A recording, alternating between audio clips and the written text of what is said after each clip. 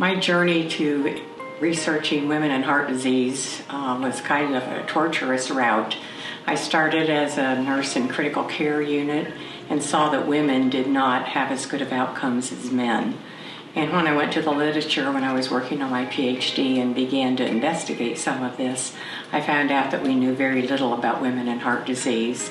If they were included in studies, which was rare, they were included in very small numbers and not sufficient numbers for us to do any research to segregate them by sex, so that all the data would be lumped together so that you couldn't differentiate between men and women's symptoms.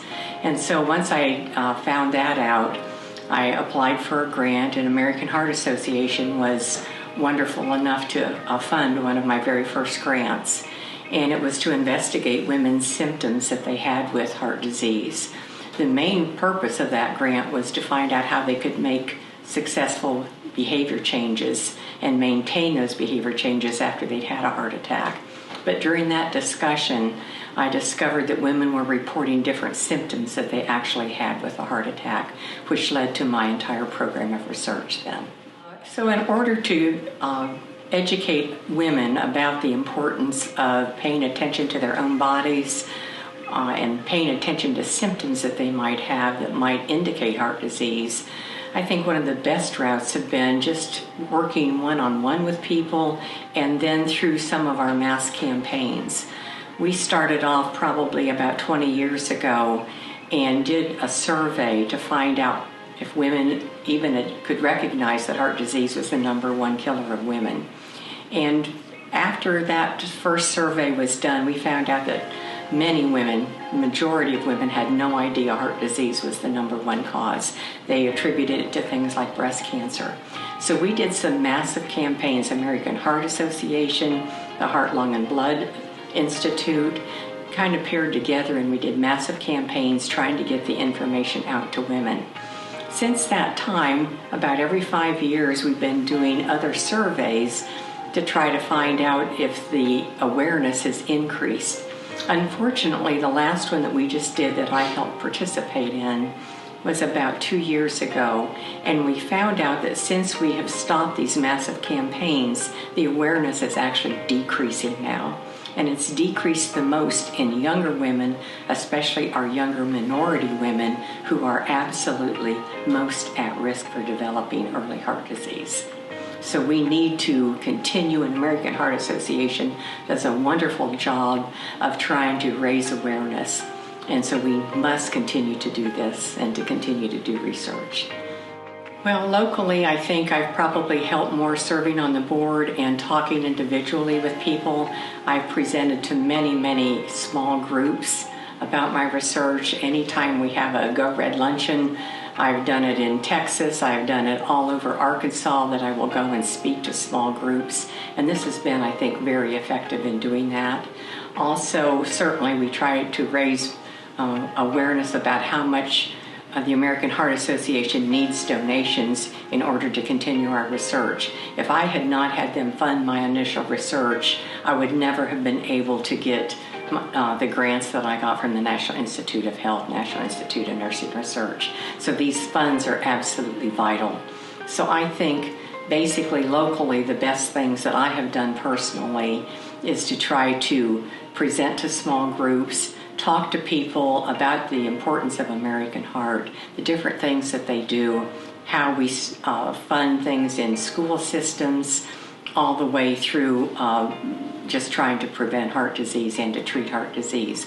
On the national level, I've been very active on the research side also. I've been on the American Heart Association National Research Committee. I've been very active in other committees, plus I also review a lot of grants for them. So I try to balance it between nationally and locally in order to really make the most impact. I would say my most achievement milestone has been the National Institute of Health grants that was funded by the National Institute of Nursing Research. It was the very first study published on women's symptoms and how they might differ from our standard textbook of men's symptoms.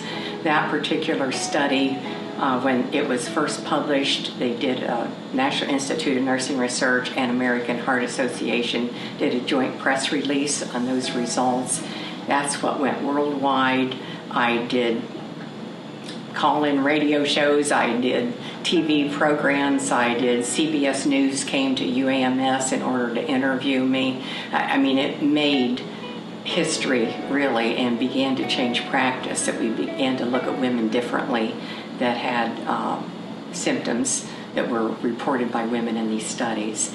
But I want to really emphasize that I could never have done this research without the women. And women across the United States participated in these studies and gave of their time, and they did so in order to help other women so that we could identify women's symptoms and help them get diagnosed more quickly and get better treatment and better outcomes. The message I would share with other health professionals is to pay attention to what women say.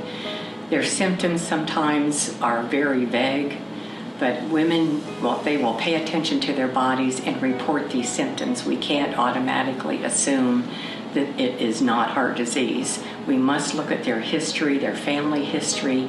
We must look at the risk factors that women have and really pay attention to them. We are still, to this day, missing women that have heart disease and sending them home either from the emergency department or not being taken or receiving adequate workup for heart disease when they report to a physician's office. So I would say please to pay attention to this, suspect heart disease if they have risk factors, and just really give them the assistance that they need to figure out what is actually wrong with them. What does this award mean to me? It's an honor to receive this award. I've devoted all of my professional life since I received my PhD to trying to assist women with heart disease and to get a better diagnosis. And I feel like this award is presented to me, but it should be presented to all the women who've been in my studies. It means a great deal to me. It's because it acknowledges the importance of women and that heart disease remains a #1 killer of women.